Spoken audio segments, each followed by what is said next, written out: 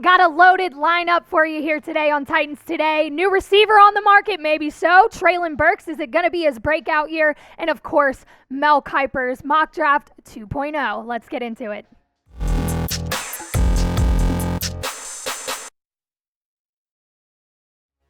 Welcome into Titans Today. I'm Abby Alonso, and like I said, loaded lineup, lots to talk about today, starting with there's a new receiver on the market. But before we talk about who that is, head down, hit that sub button. Things are moving, things are going. NFL offseason, of course, never stops. We've got the combine going on. The draft is approaching very quickly, and there's receiver talks that you're going to want to hear about. Make sure you hit that sub button so we can get that info to you right when it breaks. Adam Schefter came in with this one. Here's your receiver on the market. Giants are releasing wide receiver Kenny Golladay on the first day of the league year, March 15th per source.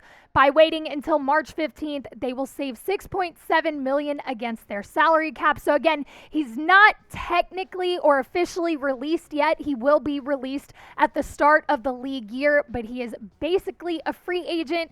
Let's take a look at what he's done this past year. Is he worth really looking at if you're Rand Carthen or Mike Vrabel? Well, not quite. Didn't have the best year. 6 receptions, 81 yards, 1 touchdown, average 13.5 yards per reception. This guy is another one that I know you hate to hear it, and it's going to come out of my mouth. Brace yourselves, is injury-ridden. The knee, the hamstring, missed a lot of games. That offense really missed him this past season.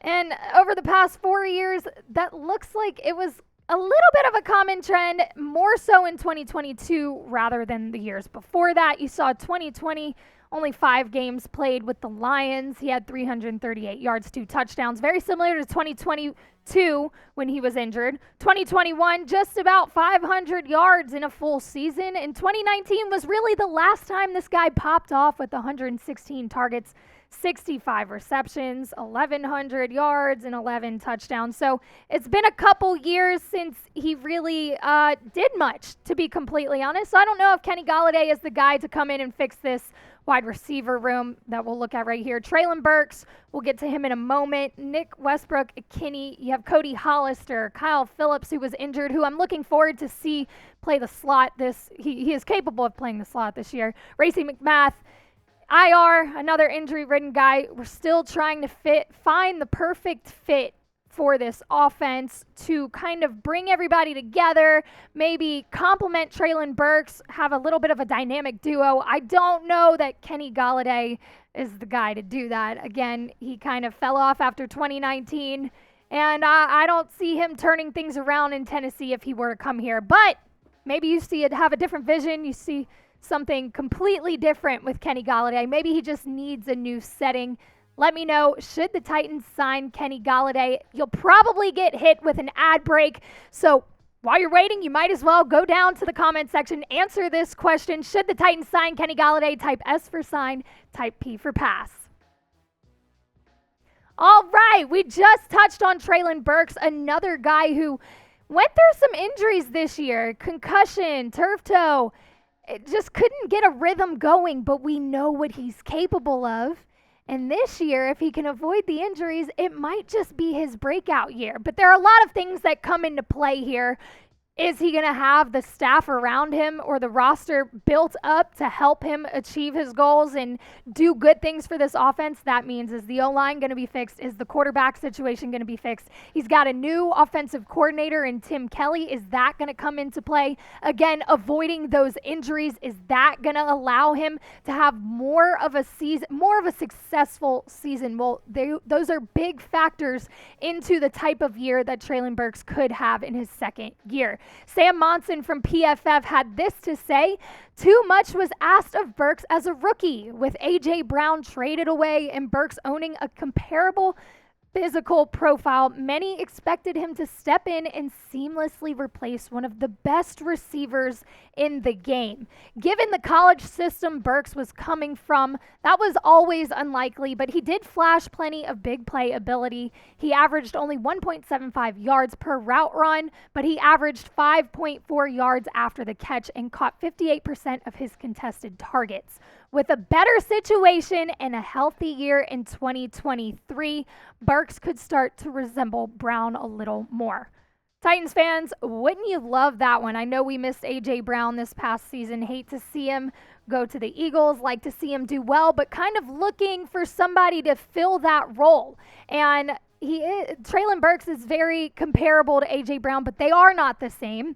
Treylon Burks has proved that he's good with contested catches, and he can make the run after the catch. He's very physical, but again, the health concerns and just kind of being around pieces of the puzzle that weren't really fitting really affected his production this past season. 33 receptions, under 500 yards, just one touchdown, average 13.5 yards per catch.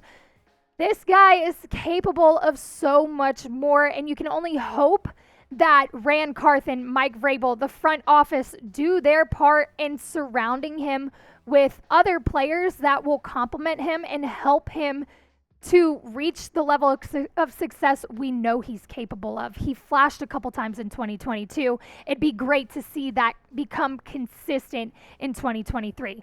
Will Treylon Burks go off this year? I think so. I think if the front office does its job and he works on staying healthy, getting healthy, staying healthy, I think we see him go off. I think we see a huge year from Treylon Burks. We were looking for it last year. It didn't happen, but it's bound to happen. He's just too good. So what do you think? I think he will. If you agree with me, type Y for yes, Treylon Burks will go off this year, duh. Or you can type no if you think it's not going to happen. Let me know in the comment section.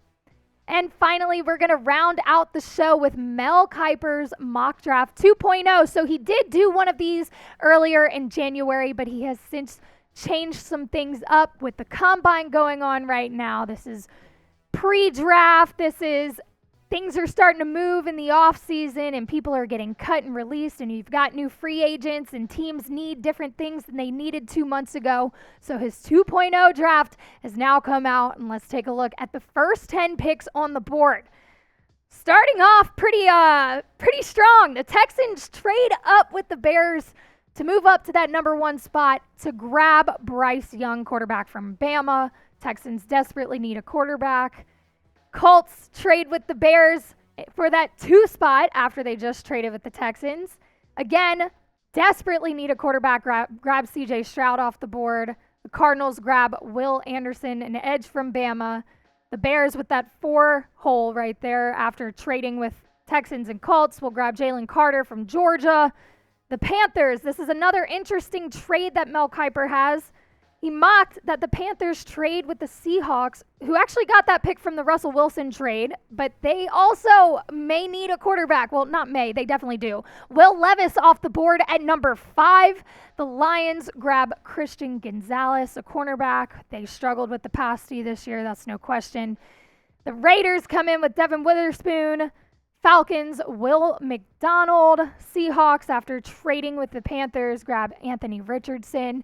And the Eagles grab Peter Skoronski, who was a guy that we talked about might end up in Tennessee, but Mel Kiper does not believe so. Mel Kiper believes that Paris Johnson will be a Titan, and he stuck by that. That was in his first draft. He's still sticking to the fact that Paris Johnson is going to end up in Tennessee. And this kid is exactly what the doctor ordered. He could absolutely fill the holes that this O-line so desperately needs to fill. Mel Kiper said this on Paris Johnson and why he chose him to go to Tennessee.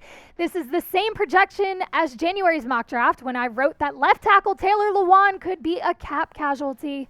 Well, Lewan was released recently along with a handful of other veterans, leaving a gaping hole on the left side of the line. Johnson played some guard in college, but he came into his own as the Buckeyes' left tackle last season, allowing just 2 sacks and 10 pressures as C.J. Stroud's blindside protector. If he lands in Tennessee, he could play on the same line as Nicholas Petit-Frere, whom he replaced at left tackle for Ohio State. Petit-Frere, a 3rd-round pick last season, played right tackle for the Titans as a rookie. Everything he just said, it just feels right. It feels right to bring this kid in. Left tackle, Lewan's gone. You need somebody to come in. This kid is healthy. He's young. He's athletic. There's no reason not to draft that man. If you hear me, Mike Vrabel, Ran Carthen, draft Paris Johnson. I completely agree with Mel Kiper here. I think that is the best option for Tennessee's offense with that 11th overall pick.